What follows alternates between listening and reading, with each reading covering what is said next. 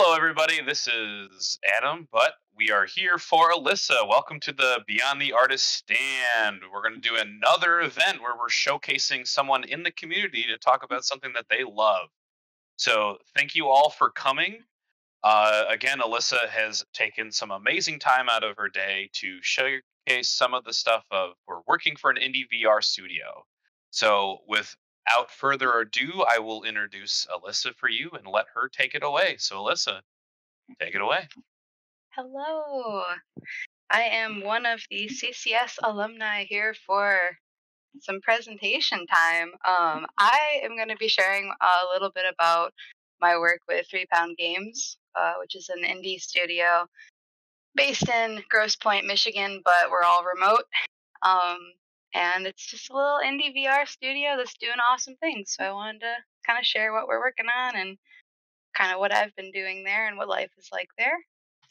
Um, so I suppose I will share my screen if I can find the right one. All right. Hopefully everybody can see that. My internet's not the best. Um, but yes. So working in VR, working for 3 Pound Games. I guess a little bit to start off the presentation. Is kind of who 3 Pound XR and 3 Pound Games are. So I'm on the wrong app there. So 3 Pound Games is a VR gaming studio. Like I said, that was based in Grosse Pointe, Michigan, but does business all over the place. And we have a whole bunch of VR games that we're working on, either that are our own games or that we are working on for other people.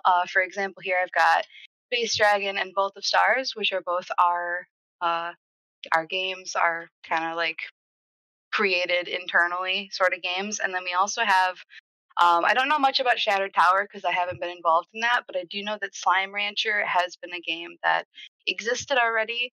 Um, I believe that was Monami Park was the company who was responsible for creating that, and then they teamed up with 3 Pound Games to make it a VR game, which I think is really cool because the game just works so well in VR. It's um, just a cute little stylized game.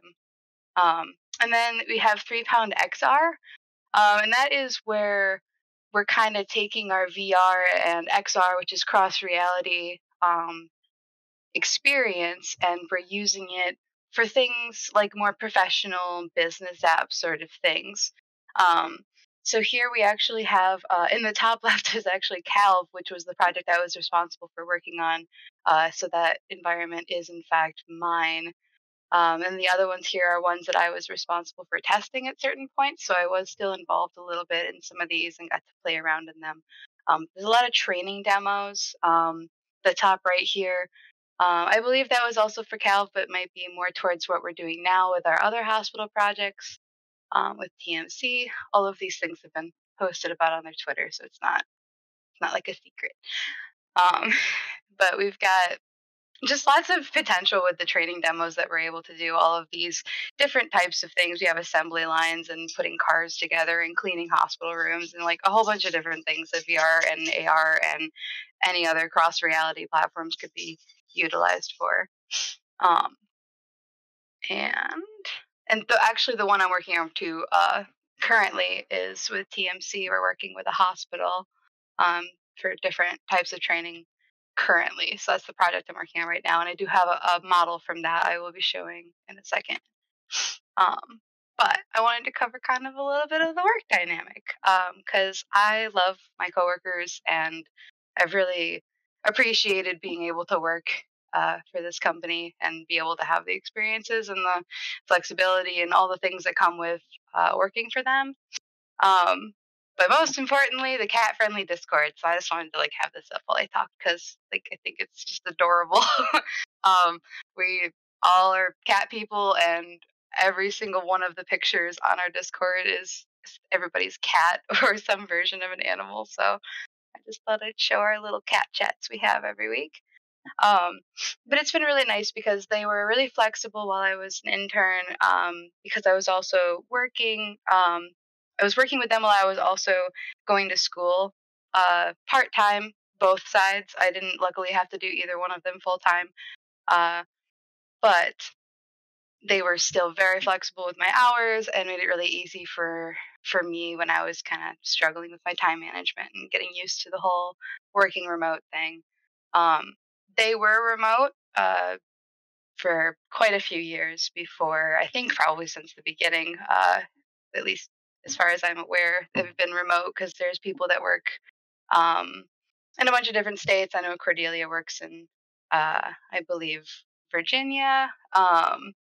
There's people just all over the country, which is awesome that you can kind of be wherever and still work together, and it flows really well, even though we don't meet in person. We have weekly meetings, which is what this little cat chat here is, where we just sort of go over as a whole group what's going on with projects and just where we're at. And then we'll kind of break up in some of these little, if you see in the Discord, there's like little work cats channels where we'll just pop in there and kind of catch up on projects, and any communications we need can go through there. Um, Another cool thing about working with all of these wonderful people is um, we get to do some really fun things, including Twitch streaming and other social media and advertisement or marketing sort of things that you would do to get out there and get involved in the community and the XR um, field. So it's cool to be able to be included in that. We usually stream every Tuesdays, uh, most Tuesdays and Thursdays, but the schedule is posted on the Twitch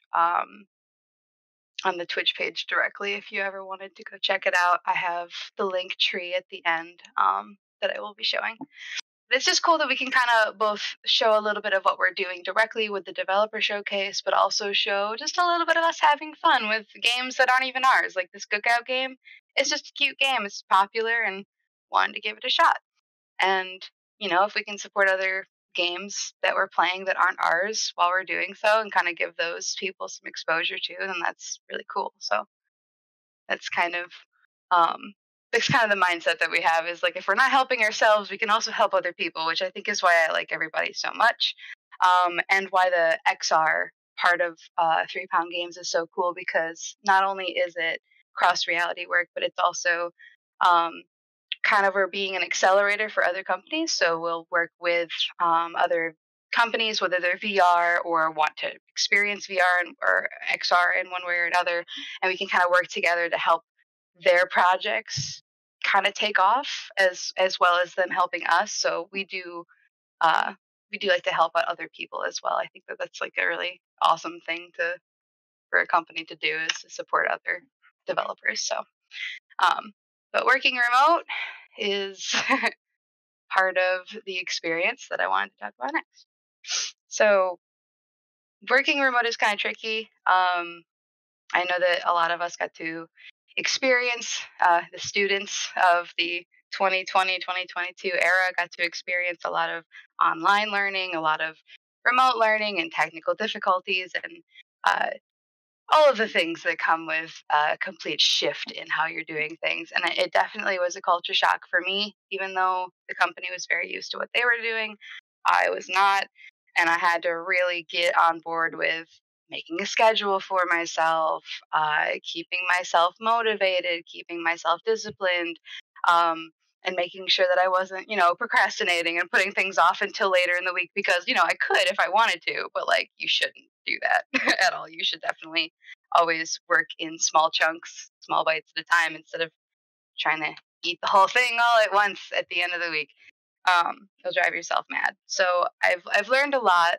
I still have a long way to go, but it is, I don't know. It was all very beneficial, I think, and having school be alongside of it, also being remote, was kind of, it just sort of forced you to figure it out because you had to. Um, but so some of the programs that we use at work to kind of facilitate the remote work, Discord's the main. I mean, we're here right now on Discord. Hello. But that's our main communication app as well. We do have a public server as well as an internal server that is just with the 3 Pound employees. Um, we use Notion. We were using other programs like Nuclino and Mondays before, but they had separate features where Notion kind of has everything all in one. And I know a few other people who also have jobs and internships right now with gaming studios or other similar types of studios also use Notion. Even my mom, who's in real estate, has been using Notion for work lately. Um, so it seems like it's kind of becoming like a really popular app to use. It's up there with like how everybody uses Miro. Like Miro is just becoming like really like a beneficial app to be using. But you can keep project to do lists, which you can break down like everybody's like tasks and then who's on the task and what the task involves, and you can open it up and put notes in it. And it's kind of too complex to be showing off without me being able to go in there and show our private Notion page, but highly recommend checking it out.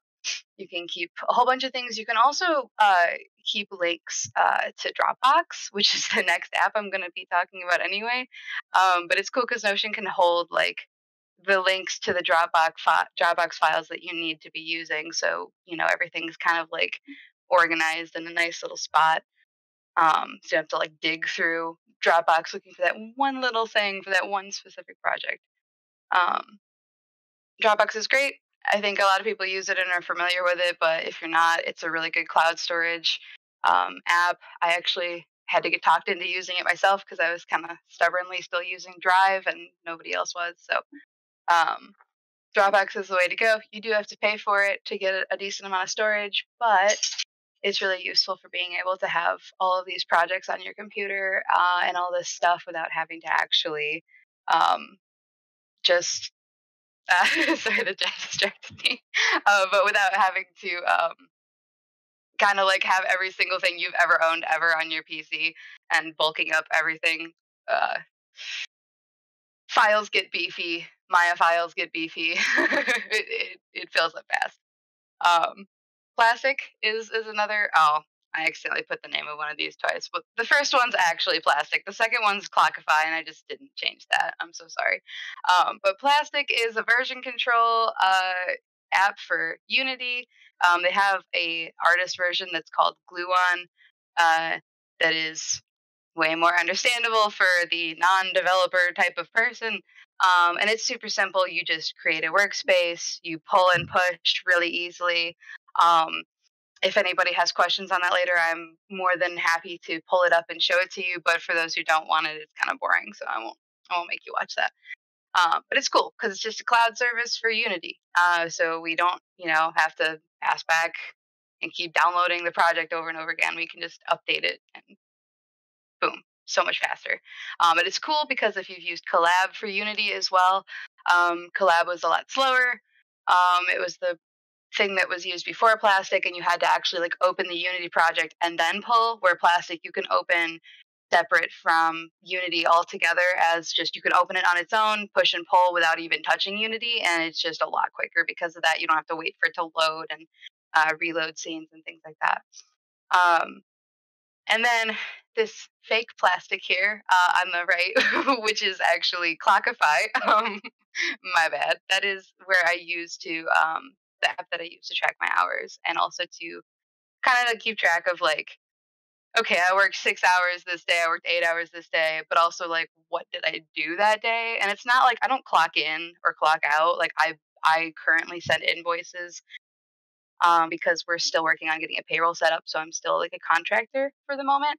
But during the whole internship, I was contract work. So I had to keep track of my own hours and keep track of what I was doing. I didn't necessarily have to show that to anybody because I was actively updating them on what I was doing.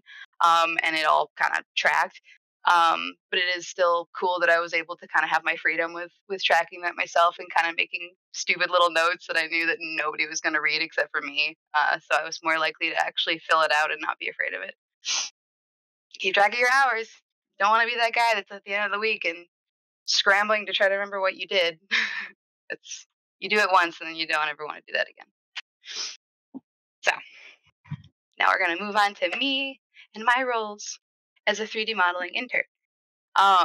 Because I work for an indie studio, which it's different than a AAA studio. You're not just doing one specific thing, although I do have like a specialty of I'm doing modeling. I don't really know a lot of the implementation stuff for Unity yet, so there's certain restrictions I have, but On top of 3D modeling, I also I do adjust like some topology for existing assets that we'll buy from the store or that maybe we already had, making them lower poly, making like the textures work better, atlasing textures, things like that to like optimize something. Um, and I'll probably talk about that a little bit more with the example I have, but like VR, you optimize it for um, basically mobile. Like you're almost going to like mobile standards of how like condensed something needs to be because the Quest 2 is a standalone headset. You only have the headset running. Um, I'm not sure what spurred me to want to also show you this really obnoxious case I have for my Quest 2. It looks like the floor of a movie theater or a roller rink. Um, but it's a standalone headset, and because of that, it doesn't have a beefy graphics card on a computer hooked up to it. Um, Pros and cons: you don't have a wire hanging off, or you don't, of your headset trying to like plug it into a computer while also move around, and you don't have to rely on your Wi-Fi to use what is called AirLink, which is essentially like hooking up to your computer through the Wi-Fi. My Wi-Fi is really bad, and I have like a Wi-Fi. Uh, like the internet is slow, and the Wi-Fi itself is also like okay, but it's a way better experience to not have to do that. um, so it's nice to be able to have the headset that's a standalone, but again, you do have to make everything mobile. You have to make it really condensed, really low poly, and that can be a bit much when you're trying to do. Well, I'll show you the asset I have. It's like literally a hospital bed. Like it's a pretty complicated model that is pretty beefy. Um, but let me not derail too much because I also want to talk about all of these things on my list. I do bug testing. That's kind of these last three are kind of like the lower priorities that I have, where it's like do it when you have time or if you're able to. But there's usually other people who are able to do some of these things. It's not just reliant on me and the other 3D modeler because there's only two of us. Um, so the bug testing and video recording and GIF creation, they kind of all go together because I'm doing it very similarly. Um, I'm usually working in the headset and recording while I'm doing it. The only difference is bug testing. I'll usually be doing a build, working directly from that, versus with video recording for like actual, like good quality videos. You're gonna want to do that usually in the Unity file, so you can like record with an actual like OBS software in 4K and not set your headset on fire trying to record with that frame rate and quality. And then Twitch streaming, I talked about before, I also do. Um, that's just a cool little perk. So 3D modeling, my main love that I do. This is an example of a usable asset that I made when I first started working. Actually, I think this was the first project I did for them. Now that I think about it, this is an electrostatic sprayer. Um, that is, I mean, it exists in the real world. You can buy one of these. I just don't remember the brand of it. But I made this for some VR training, specifically sanitizing like hospital rooms and like stuff for COVID cleaning, like other, like the typical um, multi-purpose sanitizing gun that you can throw into any sort of app. But I think we may or may not be using this for a future project. But it's cool because if the hospital's like, oh, we're going to buy one of these, we already had one or whatever it may be, it's like, oh, well, we have the model. So here you go. We're going to throw this in the training demo and boom, now you can practice spraying down a room with it. So it's cool to be able to make assets like this that get used and that also like have all these functioning parts um, that can be taken out and everything. Like I had to make all the plugs and everything accurate enough to pass the you know, being able to do it in real life versus doing it in a training demo. It has to be at least accurate enough to retain the information correctly. Um, I mean, I've done a lot of modeling, but this one is just fun because I got to like put it for sale. But along with like the COVID cleaning stuff and just in general hospital equipment that we were making in hospital PPE, I made all of these silly masks. I loved the I loved like the variation of like the incorrect masks and the fact that the mask on the forehead was something I was legitimately told to do for my job. I got to put a mask on somebody's forehead. So that got to be silly and was really entertaining to work on, to be completely honest. But I also got to retopologize a hand, which is less fun, if I'm being completely honest. But it was very useful to learn how to make a kind of lower poly version of a hand model, because it has to work in VR. It has to not be super dense, and it's got to be able to move around a lot. So there's a lot there's a lot to that that I did not know about at first, that this project helped me learn a lot with. But if you want to go buy my masks and you have $10, you don't have to do that, but they're there and they do exist, which is cool. Um, Environment art and specifically room twinning. I say that specifically because it is a slightly different process than if you were just making an environment based on ideas. Room twinning is a lot more specific. It's like, here's pictures of this room that already exists, and I need you to make it as close to that as possible. So, um, versus I've had other things where it's like, here, make this little diorama, or here, move around these assets that we have and place them in this environment nicely, um, just to make it look good. So there's a little bit of like precision versus just having fun with it that you get to swap back and forth with environment art depending on the project. Um, so actually, what I'm going to run through is my room twinning process. Just really quickly. I mean, this is just a good example of how I kind of make it happen. So I get all these pictures from Dropbox, um, and you can kind of see like where it's at in Dropbox, which is cool because you can download that and also pull it up on your file explorer on your computer, not just using the computer app, which I love Dropbox, so cool. So you download these reference images, and then I actually personally use PureRef for this next thing. You can use Miro, whatever. You don't even have to do it this way. This just helps my brain figure things out.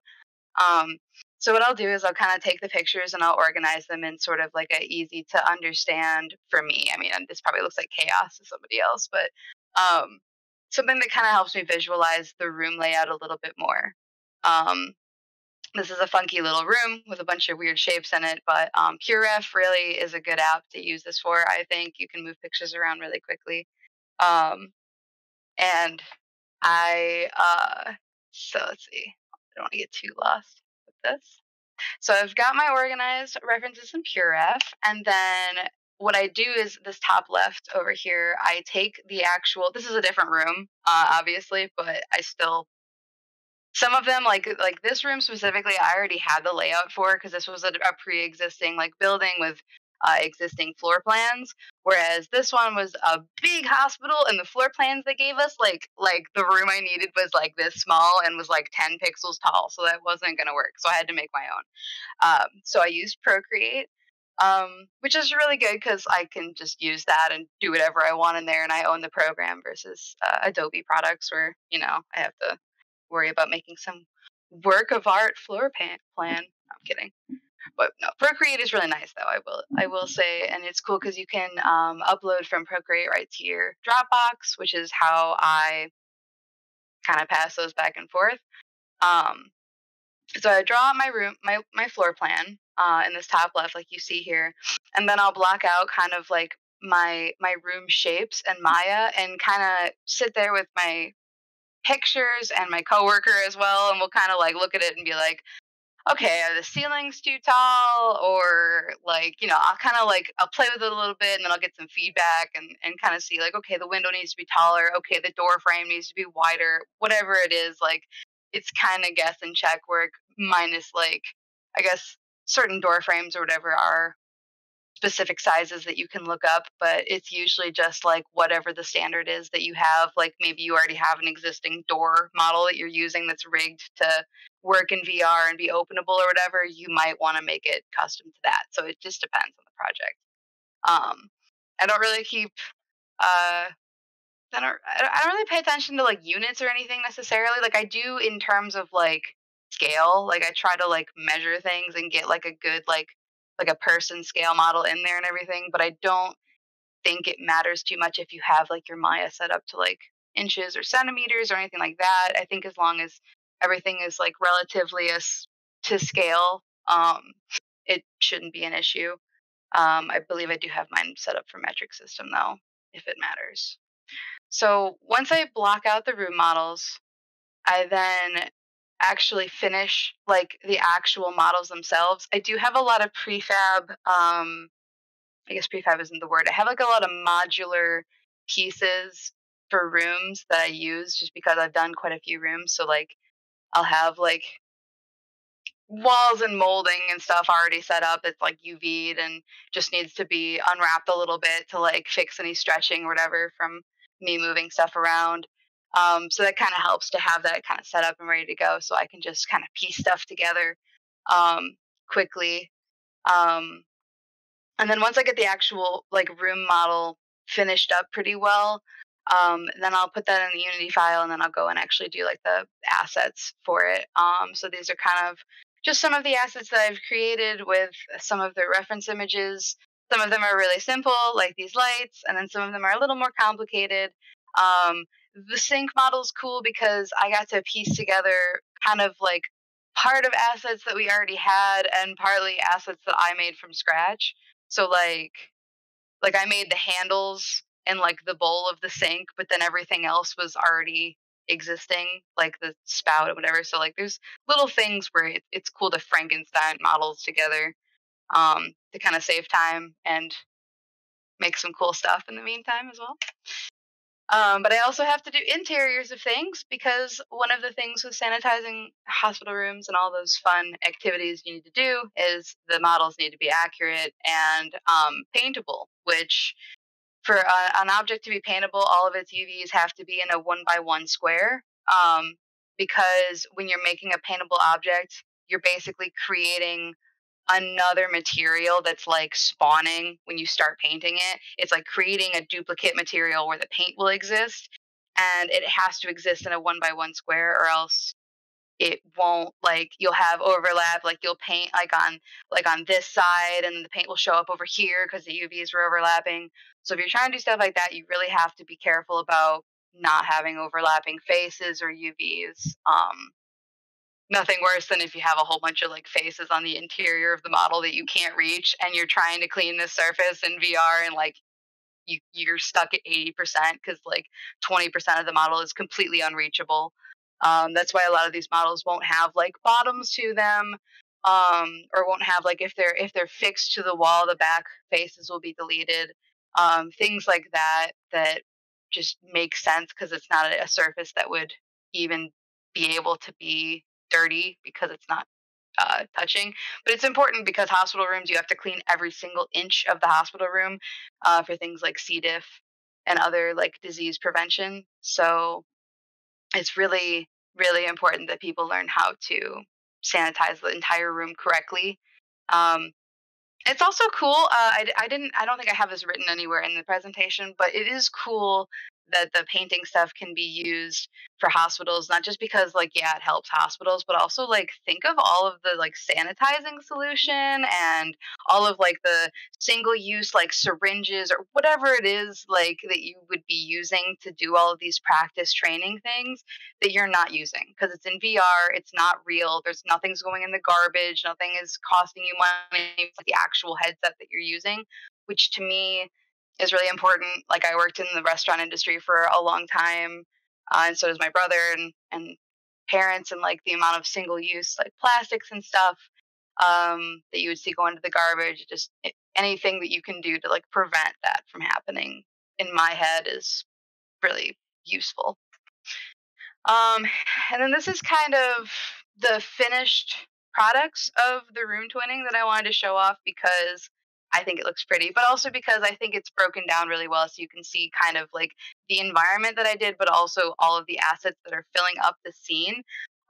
Like this scene looks really full, and then you see it, and it's just like these 6 assets plus some kitchen assets that we threw in the back that we paid for. But they're just your standard like buffet, like sneeze guard and like kitchen equipment. Um, but it was just really cool to see just a few assets fill up a scene like this.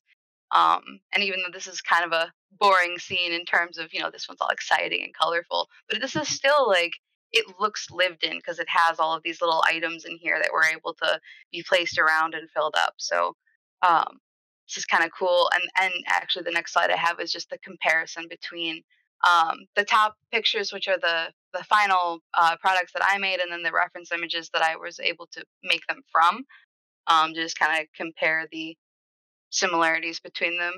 Um, Kind of makes you smile a little bit when you can see it and be like, yeah, like that looks pretty good, especially for VR, because a lot of the stuff is very low poly, like in like like PS2 game quality low poly. um, so I don't know. I'm impressed with what you're still able to do with that kind of geometry. So speaking of low quality geometry, it's not low quality; it's just low poly. I'm just making silly jokes, but you have to sometimes adjust the the models that you purchase, because you'll buy like these nice models and they'll be way too beefy for your game or whatever it may be, but maybe you still like the texture, so it's like, you still want to be able to use it. So that's where I come in, and I'm able to kind of take a pre-existing model and cut that topology, like to cut the polygon no count in half, cut the UV count in half. um so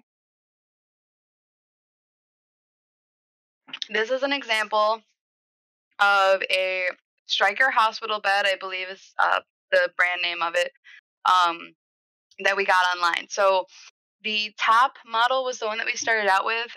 It started off with like 24, like, yeah, that's so much, 24,000 vertices, but the UVs were at like a even higher number. Um, and just so you know, every UV seam counts as an extra UV.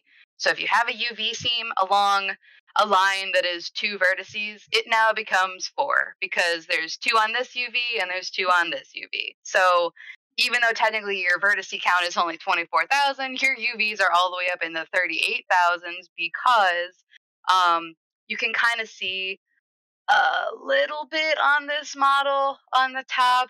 Maybe not as easily, because I don't have the UVs turned on for this. But this little wheel on the bottom, every single polygon was its own UV shell. Every single face was its own shell, because it was just UV'd very poorly and thrown in here for whatever reason. Um, so just by cleaning up like little like unnecessary edge loops, things like that, I was able to drop the vertices down to only 11,000, and I got the UVs down to 16,000, which is like way less than 38, way more performative. um and so one example of that, this is kind of like a good zoom in spot. So this base was like the grossest part of the whole thing, because the rest of this was UV'd and all nice and whatever, but like this was, somebody clearly just like threw this in there and didn't even UV it. Like it was a mess. There was a lot of overlapping everything. So I just kind of took a picture. There's like this entire layer underneath here that's its own, like it's like face, and it goes up, and then there's a face, and then there's a gap, and then there's another face. Nobody's gonna see that. Nobody, like that is underneath this. It's out of sight, out of mind. It still has to be closed, because it is still above ground, and in order for the lights to not affect the model, and give it weird shadows, like there's weird lighting things you have to keep in mind with faces, because like if I were to just completely remove the bottom of this, the lighting and the shadows would get kind of screwed up, because it doesn't do well with having like the open spaces in the geometry. But what I was able to do was just sort of, I think for a lot of these, I just deleted a lot of these edges, except for I made sure that all of the outside edges that were holding shapes were not selected, deleted those edges, and then completely deleted all these bottom faces and then filled holes. So, like, I just remodeled this entire thing basically, but it was really simple because the base was already there. I just had to reorganize where the edge loops were and kind of remove some that were redundant or weren't really doing anything. Um, and I was able to cut this down significantly. I think this was where the bulk of the random polygons were. So that was just a good example of how something doesn't need to be complicated, even though it's accurate, because like nobody's going to see that part, and it doesn't really matter. I'm sure maybe for like hospital sanitization thing is one, like there may be some things where you have to model it really accurately, but um this was not a worry that we were having because the rest of the bed is still functional. So that is a good example of that. Oh, and one more thing I will say is just anything where you have like this roundabout like thing here, if you can make it like these little tries, like if you can condense all of these, like 1, 2, 3, 4, 5, 6, 7, 8, 9, 10, like you got a whole bunch of birds right here, and now you just have two. It's so much nicer. So like anytime that you see a curve like that, if you're able to do that, that is actually a good way of doing it. Everything gets converted to triangles when it goes into Unity, so don't be afraid of them. Um, it has 5 sides, run screaming, but that's fine. Just 4 or 3 sides, we're all happy. Um, Bug testing, which also is beta testing and any other type of testing. I just call it bug testing because that's what I'm doing. Um, Basically, the goal is break it if you can. That's probably the most fun thing. It sounds really fun, but it's actually like hours of trying different, like bashing into different walls and like getting killed by enemies in a bunch of weird different ways to see if you like, phase through the floor or something like that.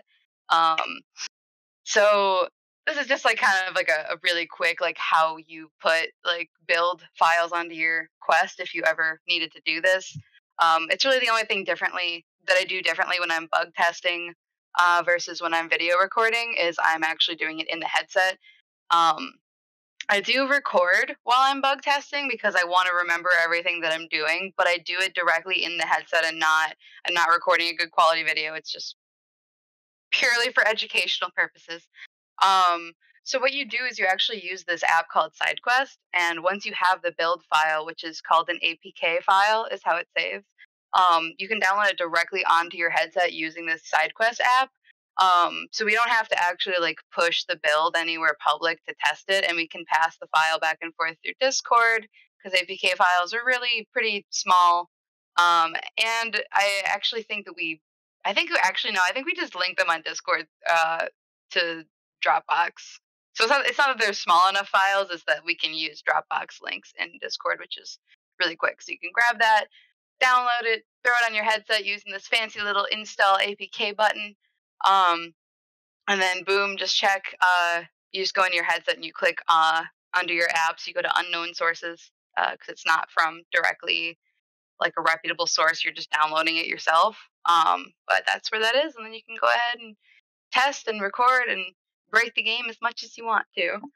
I am sad because I had a whole bunch of really funny bug videos that I got rid of because they were really big and bulking up my computer. But I wish I could have funny little videos to show you. I'm talking like really silly ones too, but that's okay. Video recording and GIF creation. So this is the fancier side of kind of playtesting because these are some of the ones I made for Vault, and they're specifically tutorial GIFs. So like I actually had to go through and edit them and put in um, like the what do you call them? Not subtitles, but like captions on all of them. These ones specifically are used for like, hey, I'm new to this game and I don't know how to move. Like we can just quickly send people these in the Discord um, on the public server to be like, hey, if you're confused, like you grab and push to fly, or like I probably just like punched the camera. That was funny. Or like you need to collect these things, or you need to move this, and kind of just showing how it works as like an example, which have so far been pretty helpful for like the basic people struggling and being new to the game kind of issues.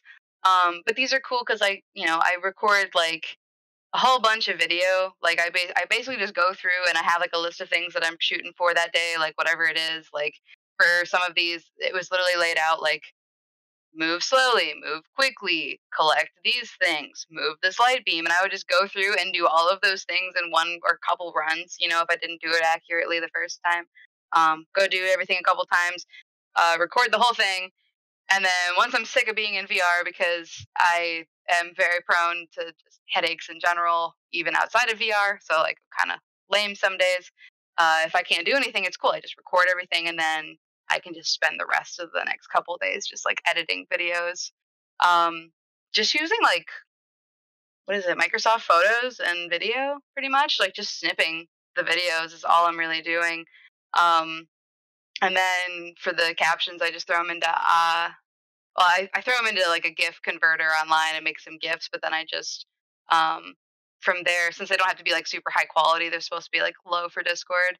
Then I can just throw them into like iMovie or whatever and add like the captions that I created in Photoshop or whatever program. So um, that was one of those things that's like many hats, because I'm working for an indie studio, so like I'm not a video production, I'm not a video editor under any circumstances normally, but I didn't mind recording a couple videos and taking snips of things that, like, I mean, you can tell when you're looking at it, like, oh, that looks kind of cool, or oh, that's hard to really see what's going on. Like, you can kind of just tell from being able, like, from playing games in the past, like, this looks good, this doesn't, and uh, kind of utilize your skills for good. Even though me maybe didn't go to school for video editing, it's a nice little thing you can add to the things you know how to do. It can be really useful. I can make my own gifts now. I can make my own. This is probably stuff that people knew how to do before, but I didn't. So I do. Um, but yeah, so that's kind of my spiel. I don't know if anybody has any specific questions. Feel free to ask them.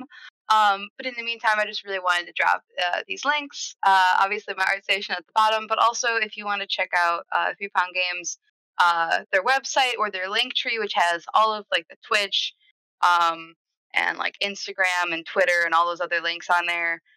Feel free to check that out. Also, if you feel like watching on Twitch, usually at least once every 2 weeks, if not once a week, depending on what we're doing. Like I'll usually try to stream with them, depending on what games they're playing or what they're talking about. So, if you ever want to see me goof around and throw some food at people in a cooking game or whatever game that we're gonna play next, definitely do that because it's a lot of fun and it's even more fun to be a part of. So if there's ever times where we're gonna like invite people in to like play games with us, which we do sometimes, we'll like drop like the code or whatever and have people join us. But lots of opportunities for that in the future. So keep an eye out for that. But yeah, that's I think everything I wanted to cover, unless something pops into my head last second. But I guess Adam, would you like to maybe do some Q&A or I'll anything like that? I'll actually take over and Oh, cool. yeah. So if anybody has any questions, of course feel free to just unmute yourself and ask. But if you're more comfortable or just prefer to type it in the chat, please do so. I guess I have a question though. I guess like what has been, I guess, besides like adjusting to remote work, I guess something what's been your biggest learning experience so far with being uh a 3D modeler with 3 Pound Games, and kind of what would you wish you would have known as well when you first started? I know that's kind of a big question, so Okay, it feels like it's kind of like an open-ended question yeah. too, so I can kind of run off with it. Because like there was quite a few things that I definitely wish I could go back and like tell myself about working remote and working for 3 Pound. Definitely one of the big things I could say is, and I think this goes for school and stuff too. Um, but when you're not able to do something or like you're confused about something or the instructions didn't make any sense or like all of a sudden you're like some weird stuff happened and now you like can't finish the thing in time, instead of like waiting until the last second to be like, hey, I'm sorry I didn't do this thing, like just right in that moment be like, hey, like this thing came up, I can't do this thing right now.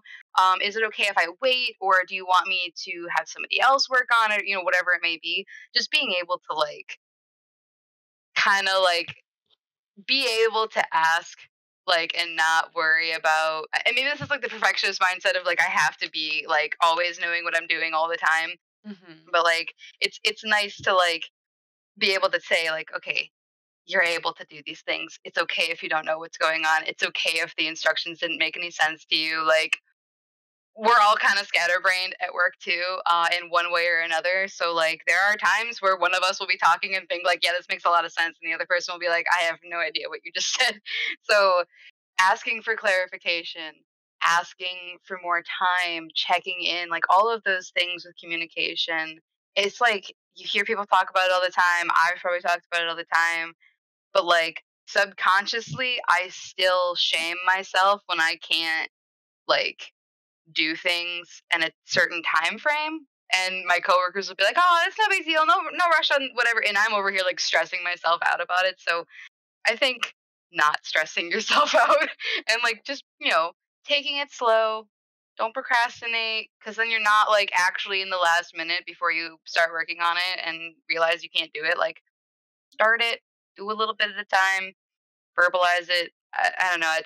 It's pretty broad thing, I guess, that I just said, but it I think it applies to school stuff too. I know group projects can be difficult, not wanting to say that you can't handle something, or like thinking that like, oh, I have to do this because people are relying on me. It's nice to be in an environment where like I'm appreciated but also encouraged to like talk, and encouraged to like, if I'm having like a mental health day, like take it, don't push through it. If you're feeling sick, don't continue the VR. Like, like little things of like just don't push yourself and don't Hmm. stress yourself out. Yeah, That's probably that, and time management, but that's just like any work from home thing is definitely discipline, time management. That's a given.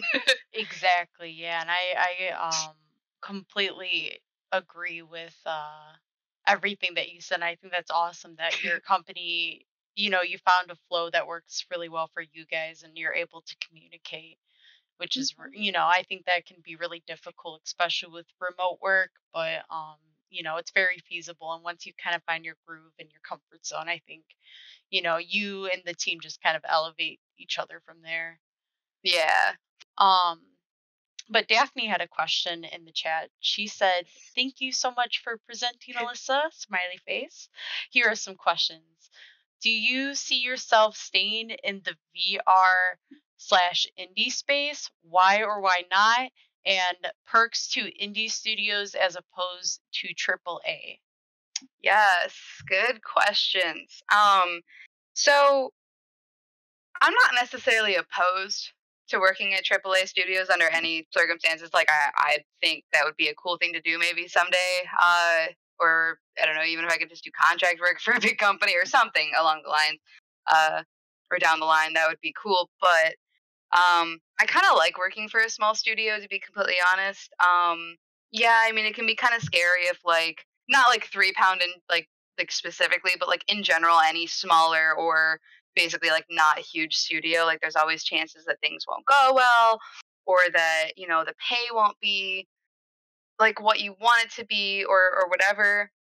I do think I lucked out because I work really well with the people at 3 Pound, but also I did just get hired in as also I forgot to update. I am now a junior environment artist at or I Ooh, guess junior 3D artist, not just environment artist at 3 Pound. Um, congrats. thank you. So I am actually like moving to salary and everything now too. Which I'm mentioning because 35-hour work weeks. If there's ever cram time where we're working more than that, they're like, we're going to give you time off after that. Like, if you work 50 hours this week, you're going to get like a week or two off after. Like, there's little things that I think maybe a AAA studio could also do those things for sure, because like they're a bigger company. But it's nice that the studio is still able to do that for me, and is able to not need me to do 10,000 things all at once. And they're very dedicated to like the work life that they have, which is they call it the 3 pound the work life, where it's just being able to work from home and be comfortable and do what you want to do outside of work. Um, which it just seems like they all have like that is like a really big priority in their head. So I appreciate that. Um, I think it's tricky with VR because I do sometimes have issues with VR specifically, like because of like my own personal like nausea and headache reasons. I think it might have to do with my eyesight. Like, I mean, clearly being like not good. I think that may have something to do with it, but I have kind of hesitated with VR because I was afraid that like I wouldn't be able to do it like consistently enough to do it for a job. But then I realized that like you're not in the headset all the time. You're not like you're in the headset when you're testing things and when you're looking at things, but like you're not constantly wearing it all day every day. I sometimes don't wear it all more than like a couple times a week, you know. So there's a lot of stuff that I do that's just regular 3D modeling that doesn't even feel like VR work except for the fact that it has to be low poly. Um I think maybe that's where like the difference would be is like the low polyness of VR work versus uh, there's lots of really high poly, crazy stuff out there that's really cool that maybe someday I'd like to work on. But I don't know. I think I just found a comfort zone with this. I don't necessarily know what I'll be doing in the future. I definitely want to stay here for a while, and I'm kind of feeling like I want to hang out with everybody at Through Town for a while and see what we can do together. But definitely always keeping my eyes open and my mind open to different possibilities. I guess. I'm Yeah. cozy now, though. I guess is my answer. I think that's really Cozy for now. important to always kind of be a little open minded in any scenario. But, it is fantastic to have a company that does care about you physically and mentally because I, Hmm. I feel like there's a misconception with that. Like working at an indie studio, you wouldn't be able to get that, and you would get that at a AAA studio. But I have seen quite a opposite of that. So Yeah, I've it's seen the opposite on the AAA side, but then also yeah, the opposite on the indie side too. I've seen plenty of indie studios that have crunch time and don't really care exactly. about you as a person. But I mean, Exactly. my company seems like Cordelia is the creative director, and she was the only other 3D artist before me, and she's been like in charge of like making certain games, like making like some of her ideas like kind of spark to life in games. I'm just the Mhm. thought of me having the opportunity to maybe pitch a game idea or like help creatively influence a game in the future, like and knowing that I'll have that much of an ability to have like a say in certain things or that my opinions will be valued. Mhm. Um, it just means a lot. And Yeah. my boss is really cool. I should probably name drop Robin Mulder of the band Jack Off Jill, of the girl punk I forget, riot band. Heck Um, yeah. so it helps having a goth rocker chick as my boss. Definitely. Very There's just comforting. really cool people. Like there's really cool people who are really creatively involved and inspired, and uh it's just I don't know. It's a good group. I think is what it comes down to. It can make or break an indie Yeah. studio. I agree. So And actually, Patty, it Patrick does had say it. Patty. It does say Patty, but Patrick, I apologize. Patrick asked a pretty good question.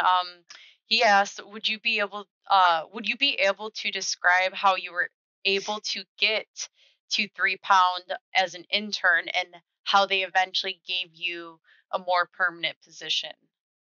That is actually one of those things that is a funny little.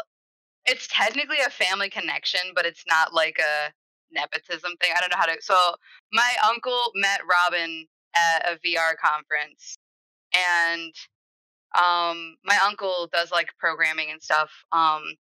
For like Android and different apps, but he was also checking out VR for his company. And he knew that I was going to school for games and VR things, or interested at least in VR. And literally, what it all boiled down to was just my uncle has a very thick Irish accent, like he's from Ireland. And Robin was collecting voice actors with heavy accents for a project that she had. So she kind of kept Godfrey in the back of her mind for that reason, and that's why they sort of connected as much as they did. And then at that point, it was literally just me reaching out to. I mean, I know it's my uncle, it's my family. I understand the privilege that I have with that, but I was able to be like, "Hey, like, do you have any connections at all?" And it just so happened that the first. I mean, yeah, don't go with your first job as your dream job, but it just worked out that like the first job worked out well enough to where I didn't have to look for another one. Um, So that was a little tricky because I had the connection ahead of time just by pure coincidence because my uncle is not a VR guy and he is not a game guy. So like it was kind of weird that like he knew Robin from that one interaction. Um, but you also never know where the internship opportunities are going to come from. Definitely going to be throwing 3 pound. Like if there's ever an internship spot in the future, I will definitely be sending them towards CCS's way for recruiting and anything like that with the career services office. But it just can like connecting with people at like conferences or online, things like that. Like I know that a lot of things are online now because of everything in the world. So I think it's a little more accessible to get a hold of certain people and to network with certain people. Um, Sometimes it just happens weirdly like that. And then basically from then on, like it was just my personality meshed well with the rest of them. We're all a bunch of neurodivergent weirdos, and so it just worked out that we enjoy each other's company and work well together. Uh, so never underestimate the power of you don't have to be like the popular kid in school because we're all weirdos. Like I said, like we're all just like nerds and whatever. But being able to just connect on like a more emotional level and being able to make people laugh or being able to like laugh at other people when they make jokes or just like little bits of connection while you're working to kind of throw some humanity into the work environment, I think goes a long way for building a team dynamic. And when you work really well with a team, they want to keep you, because like you mesh well with a small team and other people haven't been able to. So with those small teams, I think it's a lot more oriented on the personality just for the sake of it's a very small work environment. So you Mm-hmm. have to it's not like I said, you don't have to be the coolest kid in the block to to work with us, but you can't be like if somebody was like rude or like wasn't willing to work with us or what like wasn't just like there's like certain qualities you look for when you're working with other people and collaborating that like when you see that can do attitude and like that passion behind what they're doing, I think it speaks volumes uh to the person who's hiring. So do what Yeah. you like doing and that helps because then everything you talk about is all smiles and stuff because you're just like wow, this is so cool, I just want to talk about it all day. So Yeah. hopefully that answers. I know I'm not like the best at directly answering questions, I kind of like skate around the question, but No, I think that did answer. hopefully that answered. I personally think it answered it well. I Oh, Yes, hi, Patrick said it answered it. I was gonna say Patty again. Daddy. Patrick said Oh, awesome, thank you. Yes. yeah, Um I'm awesome. I meant to say I'm I'm glad. awesome. You are awesome, I meant to Alyssa. say I'm You did glad. great. Well, that's a Thank great you. note to end on, actually. So Yeah. we all really appreciate you taking the time to give this talk Yeah. about your experience and really sharing some insight to all of us and the community about more information with working at an indie studio and just kind of what your personal work environment is and kind of your journey and what your days typically look like and all of that. So thank you for taking the time to do that. Yeah. And Thanks for having me. yeah, of course.